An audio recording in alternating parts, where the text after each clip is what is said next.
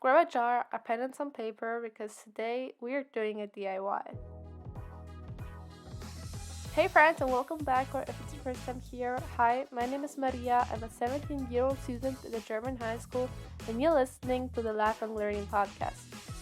Technically, we currently have our diary of an unmotivated teenager going on, but if you've already listened to the last episode, which I highly recommend doing right after we finished here, you know that things changed quite a bit during the last month, and now that I feel like I made a huge step towards the person I want to be, of course I want to prevent future drawbacks, even if I can't avoid them completely.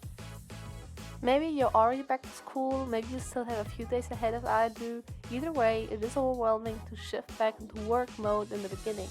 All of a sudden, it seems like appointments and assignments were only waiting for us to go back to school and hit us from the moment we step into the building. Or even before, like it's happening to me right now. I could have worked on that presentation or that essay I already know are due in September.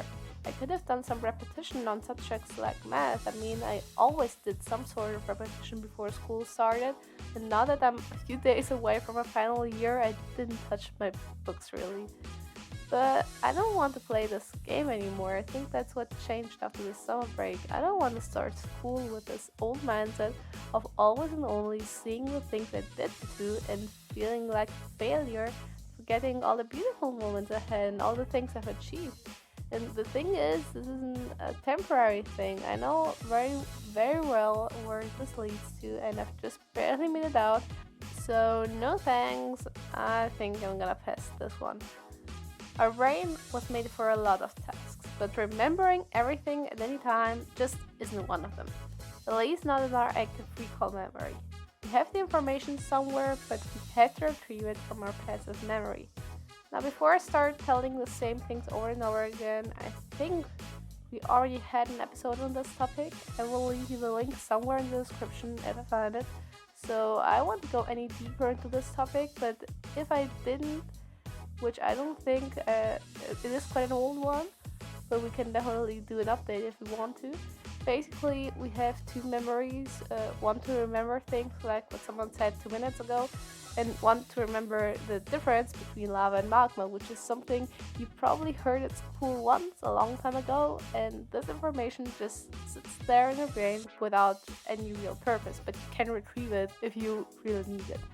Now, if you're stressed or under pressure, the long-term system will simply shut down. It isn't something vital that the brain needs to survive, so yeah, it simply starts from there. And you probably know this from exams, when you just have this blackout and you can't remember anything. And we can apply this very concept to our memories related to past events. Once we start putting pressure on ourselves and talking bad about ourselves, we're no longer able to retrieve the accomplishments or successes. They are also in this long term memory, they're just not accessible. Now, there are two ways to fix this problem. If you're in an exam, for example, and you desperately need what you studied, trying to calm down with deep breaths and bringing down the pulse might seem like an advice that is all over the internet and everyone says it and it doesn't work, but it actually helps physically signalizing to the brain that there is no danger, the paper won't bite you. Maybe later when you get it back with a bad grade. But even then, I don't think paper will ever do anything to you. And it will start removing that blockade once the brain knows and surely knows that there's no danger. And the best thing to signalize to the brain that there's nothing to fear is by calming the pulse, because that's, I mean, I'm not a biologist, don't have any biology degree, but if we're afraid, the pulse goes up. If the pulse goes down, it's fear over. And the second option is more like what we're looking for our problem, because we're not simply trying to pick out pieces of information we actively learned sometime and therefore stored in a very specific place. We're trying to find memories that we don't even notice we created because we just lived the moment. And just because our brain works like that, he stores that somewhere that we don't know. We first have to search for them. And if you're interested in the topic, we can definitely do an update on memory, as I already mentioned. and how everything works, just let me know in the comment section, or even better, using the poll on Spotify that you can find below every episode. It's literally just a click, and it really helps me providing you with interesting content. Back to our problem, trying to search for random positive memories in the pressure is actually quite hard. And that's when our DIY comes into rescue. With a physical collection of those memories that we can place wherever we need, we never have to worry about them again because they're not going anywhere. Always available, we only have to do the job once, and let's be honest, who doesn't love to spend time with DIYs? It was such a big trend a few years ago, and I genuinely love to binge watch those videos, even though it never ever turned out like the video, never. But still, it's definitely a childhood memory to me, and this DIY we're doing today is definitely bringing back those years. But enough of my childhood, enough of watching DIY videos, now I'm making the DIY episode. Crazy, right? I mean, if I would have told my younger self I was going to make a DIY video and post it, I would have freaked out. So here we go. Grab a big piece of paper and cut up little squares or circles or whatever shape you like. You should be able to write a few sentences in them, so it shouldn't turn out like confetti, but I think you get the idea. Then I want you to grab your phone and look through your photos from the past years. Every single one of them. Emails, diaries, any document that relates to any activity you did in the past. It's going to take some time. Sometimes it's going to be overwhelming. And you don't have to do it all at once. Start off with the most obvious or recent ones and work your way into the past.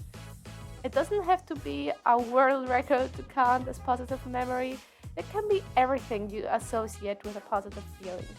Even if it is a walk, maybe it's a nice chat with someone, just write everything down. And of course, the most important advice, write down the activities on single sheets of paper. I definitely need a course on how to create DIY videos, or maybe I should just stick to do podcasting the way I've been up until now, which is probably the best solution for all of us. Anyway, we're not done yet. So once you've written down your activities on single sheets of paper, grab a jar or a box or any type of container. I just thought a jar looked fancier and more aesthetic, but just take whatever you can find really, and fill it with the single sheets. The only thing you have to keep in mind is that the box or container shouldn't be too small, because of course you want to continue filling it up in the future, but other than that, let your inner child be creative. Personalize your container the way you like. It literally is a place full of happy memories. Like, literally. So now you have your personal jar of accomplishments that you can use whenever you need some empowerment. It is way faster and better than any motivational videos out there, trust me. And because this podcast has basically turned into a live stream some episodes ago, I'm in the very same spot you are in. I just already have a jar and some memories, but other than that, I also need to dig deep into my past as you do. So why not do it together? We don't forget to do it, we can help each other out, perfect, right? From this episode on, I'm going to post one reflection question each week, probably on Monday, but I will leave an update on Instagram, so definitely check that out. We don't need to overdo it, and it's important that we take ourselves some time to do it. So one question will probably be enough in the beginning. Maybe I will go up to 2 or 3, depending on how I feel and how you are reacting to those reflection questions. So I will probably do a Q&A in like a few months to check in. So definitely don't miss that on Instagram. And yeah, I really look forward to this project. I think it's a perfect way for us to actively get in touch together through Instagram, and also for me to stay accountable with my own jar. And yeah, I hope that will make a difference, even a tiny one.